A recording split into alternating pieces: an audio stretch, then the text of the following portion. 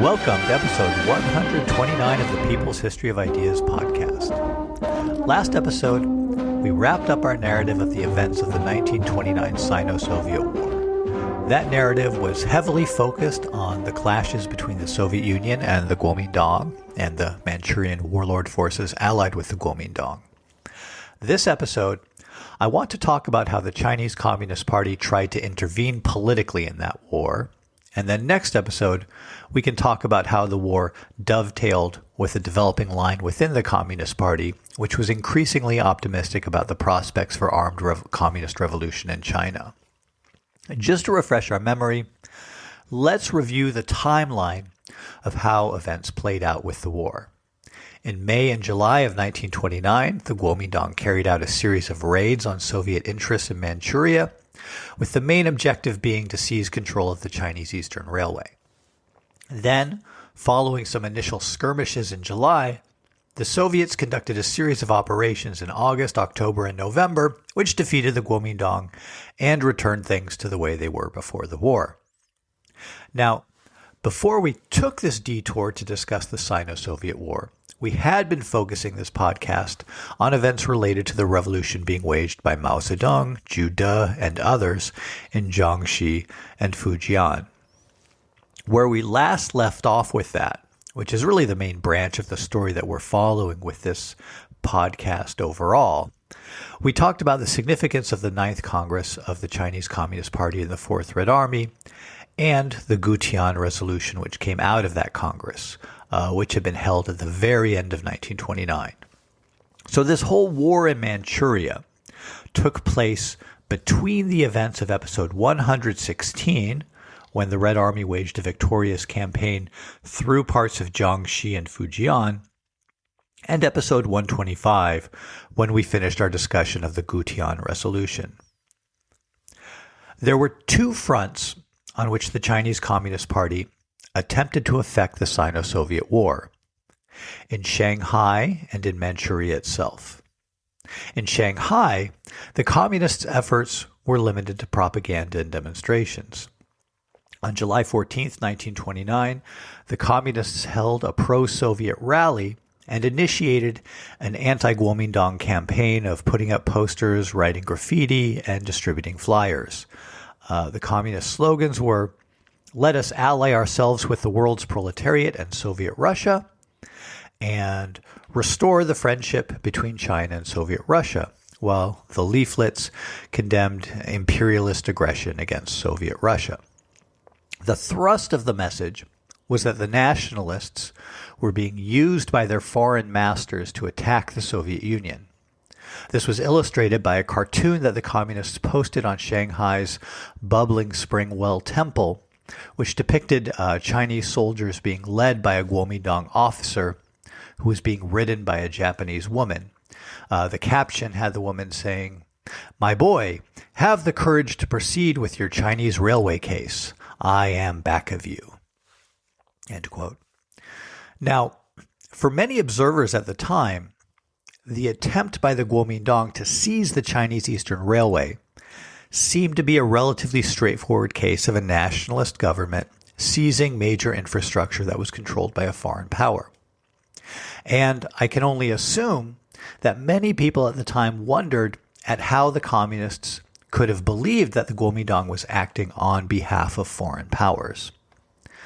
However, because the Kuomintang, which I should mention for people who may have forgotten, is often translated as the Nationalist Party, because the Kuomintang was understood by the Communist Party to represent foreign imperialist interests in China and to be perpetuating China's subordinate position in a global system dominated by the powerful industrialized powers, Japan, the UK, France, the USA, and others, basically, any action taken by the Kuomintang could be and was represented by the communists as the action of global imperialism in continuing China's agony of oppression.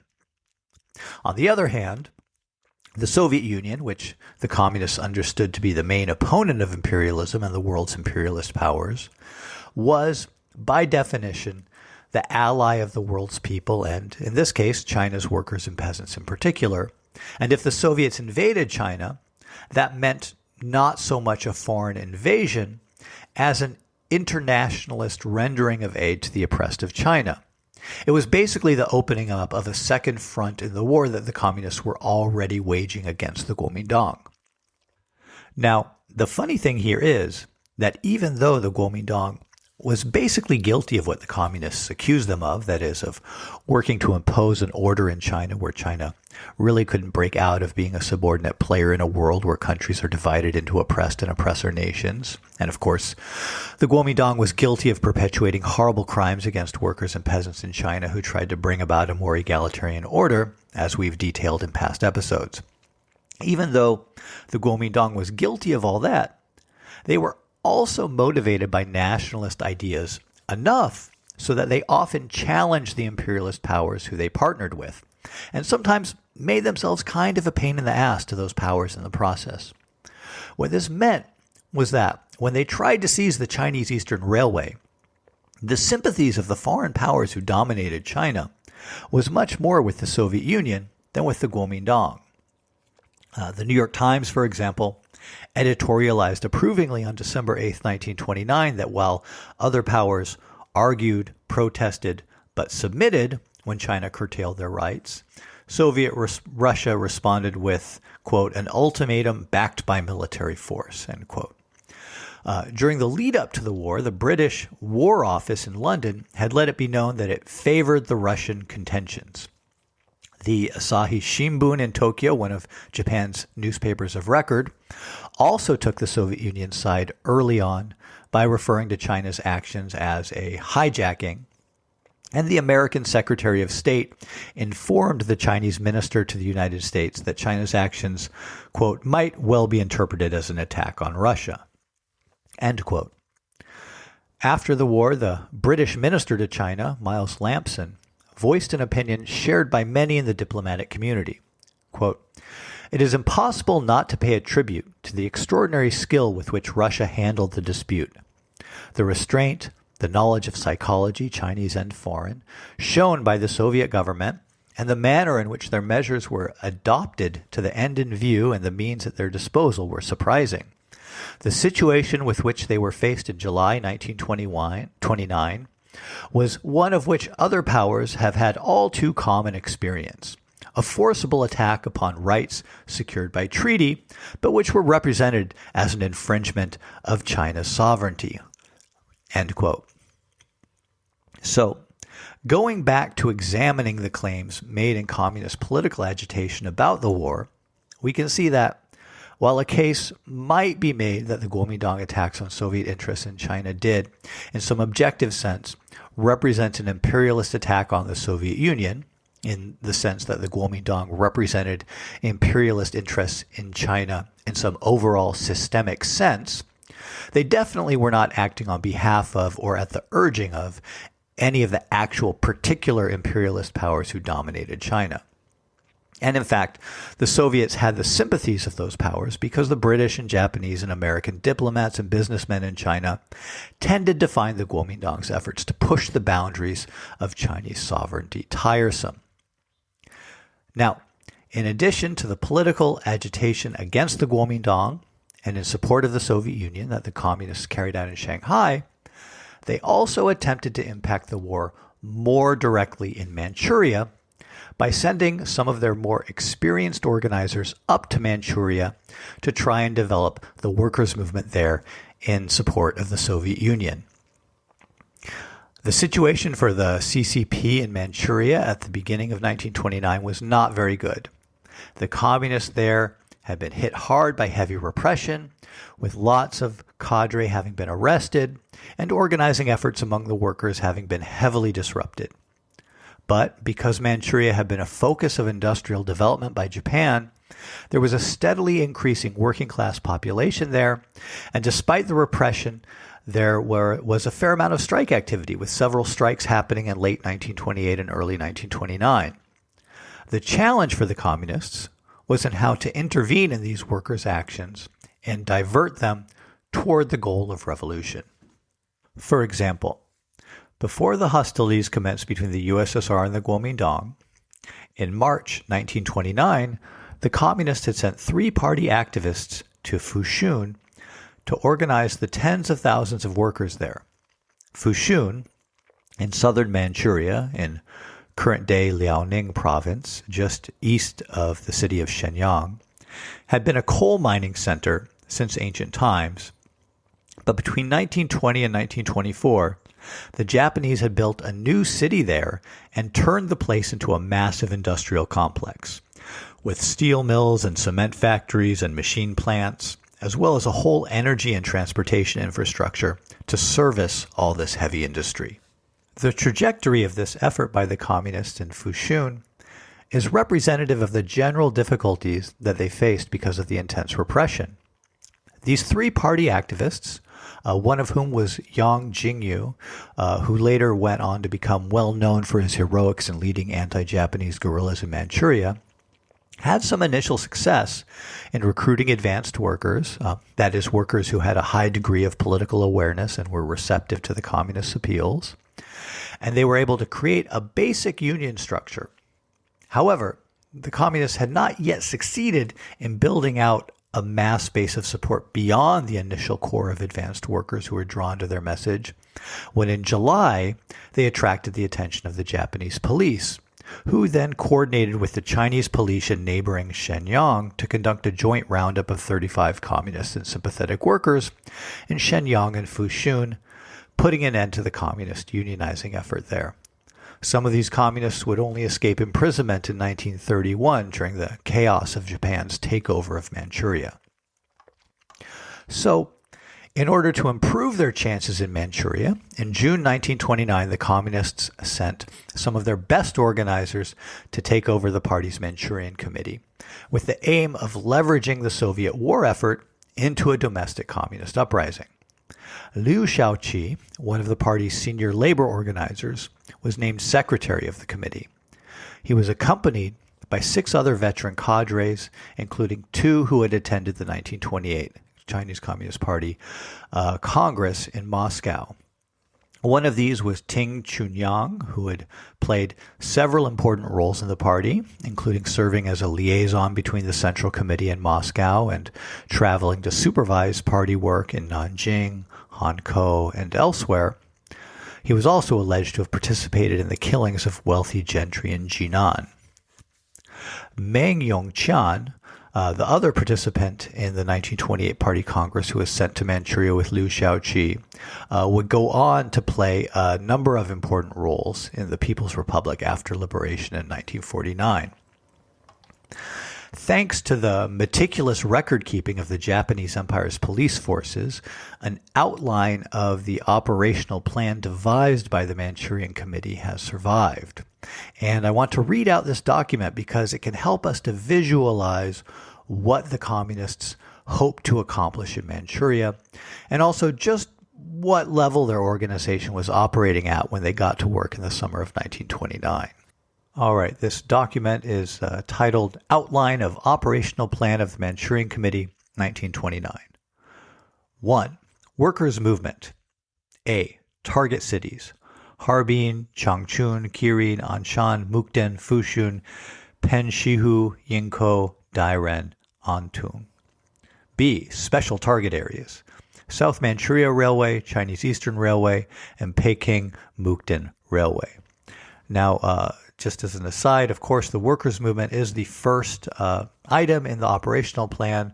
If we'll recall our discussion of what Chinese policy, was as a party, as a whole in 1929, going back, to what was affirmed at the 1928 Sixth Party Congress in Moscow, the idea was very much you need to focus on the workers, and that is what we see them doing right here.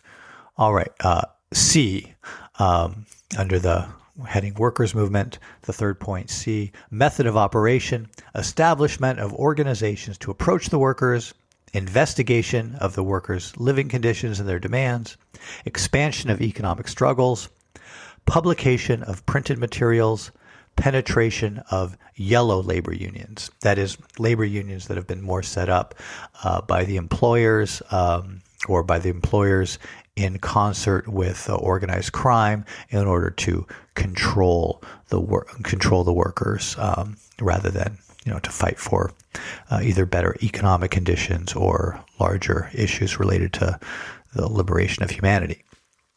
All right, point 2, peasants' movement. A. Investigate the condition of peasants in Peiqiao, the outskirts of Shenyang, Tai'an, Yanqi, Harbin, Acheng, Changchun, Fushun, and the Kwantung territory. B. Establish party platforms for operational areas. C. Guide the farmers to engage in struggles on their own volition. D. Establish close liaison with the Korean Communist Party. 3. Soldiers' movement. A. Assign one specialist to the provincial committee and one to the Harbin City Committee to be responsible for operations. B. Pay special attention to the propaganda addressed to the Japanese soldiers. 4. Student movement. A. Arouse the students to win the right of freedom. B. Encourage the students to struggle for the right to participate in decision-making on school affairs. C. Establish student associations and study groups in the schools in Mukden and Harbin for the anti-imperialist movement and for other purposes. 5. Proletarian publication movement. A. Publish materials openly to instigate ideological struggles and to accelerate the establishment of anti-imperialist organizations. B. In the above publications, emphasize the fact that the anti-imperial leagues are to consist of the poor masses. 6. Women's movement. Establish plans for relief activities on behalf of those sacrificed in various movements. B. Advocate the liberation of women through publications. C. Arouse women to present their demands.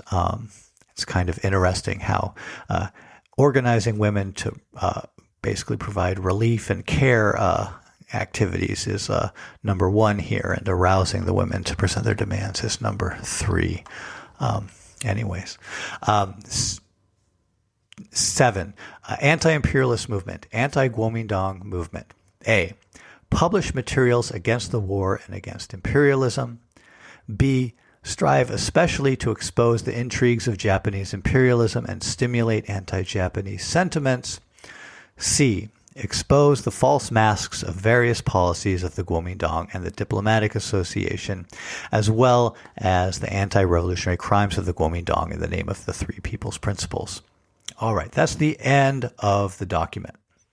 So now that we've read this, I think we can see that this is the operational plan for people who are really just getting started. They clearly don't have a mass movement they're either contending for leadership of or trying to divert. Rather, this is a plan for getting things off the ground. And as we saw with our example from Fushun, there were, on the one hand, some masses who were ready to respond to the communist overtures. But on the other hand, there was an efficient repressive apparatus ready to spring into action once communist activity became visible. And if the hope was that the war with the Soviet Union would disrupt the ability of the Kuomintang and the Japanese to repress the communists, that hope was disappointed. Liu Shaoqi's first major organizing effort after arriving in Manchuria was in Harbin, where he tried to convince Chinese employees of the Chinese Eastern Railway to join Soviet employees in going on strike. We discussed a couple of episodes ago how his lack of success in convincing the Chinese workers to join the Soviet workers on strike had to do with the legacy of discrimination against Chinese workers by the Soviet-run railway compared to the better treatment of Soviet workers. Liu did, however, manage to garner enough support among the workers to get a small group of them to sabotage the railway factory, so his efforts were not entirely in vain. Liu then moved about 500 kilometers to the south to Shenyang. Here, Liu's luck ran out, and on August 21st, he was arrested along with Meng Yongqian during a meeting at a factory that the communists were trying to organize. The police had taken notice of the distribution of communist leaflets outside the gates of the Mukden spinning mill. Mukden is just the old Manchu name for the city of Shenyang. After the factory management paid off one of the workers who was suspected of being a communist, the worker gave the police a list of party members at the factory, and a trap was laid to arrest people attending the strike meeting that Liu Shaoqi attended. Liu and Meng got lucky Because they were not on that list, the worker informant didn't know about them, and the police apparently assumed that rather than being the higher-up organizers that they were just inconsequential people who had gone to the meeting. This led to their release from jail after only 20 days locked up. Almost 40 years later, when Liu became the main target of struggle during the early years of the Cultural Revolution, this arrest and, more importantly, his release was used against him. It was claimed that during Liu's imprisonment in 1929 that he had surrendered to the enemy and turned traitor after being arrested, leading to the capture and execution of many communists. The main evidence against him was testimony extracted under torture from Meng Yongqian, who was also arrested early on during the Cultural Revolution. And Meng recanted his testimony against Liu after he was released. Anyways, this arrest demonstrated the real difficulty in making progress in organizing in Manchuria to the team of crack organizers led by Liu Shaoqi, who had been sent there. The police were just too effective at responding to any visible emergence of communist organizing. And when the war between the Kuomintang and the Soviet Union ended without any more progress being made, the perceived opening for seizing on the war to build the communist movement had passed, and Liu returned to Shanghai in March 1930. The Communist A team, it turned out, was not any better than the B team had been. The effect of the repeated disappointments of the communists in organizing workers in Manchuria was that they recognized that they needed to try something different. And as a result, they pivoted away from trying to unionize workers in the major industrial concentrations and began focusing their work among the Korean population in southeastern Manchuria. The Korean population of southeastern Manchuria faced discrimination from both the Chinese authorities and the Japanese, and experienced widespread poverty as well as particular feelings of nationalist resentment at the Japanese conquest of Korea. Among this population, the communists found a receptive mass base and were able to sustain their organization despite the churn caused by the collaboration of the Japanese and Chinese authorities in repressing the Korean population. In September 1930, the Japanese police estimated the Communist Party membership in the Jiandao region of southeastern Manchuria to be about 3,800 Koreans and 150 Chinese. And a Japanese consul in the region estimated that about 10% of the local Korean population was sympathetic to the communists. All right, next episode we will move on to discuss how the Sino-Soviet War dovetailed with a developing line within the Communist Party, which was increasingly optimistic about the prospects for armed communist revolution in China. Until then, be well.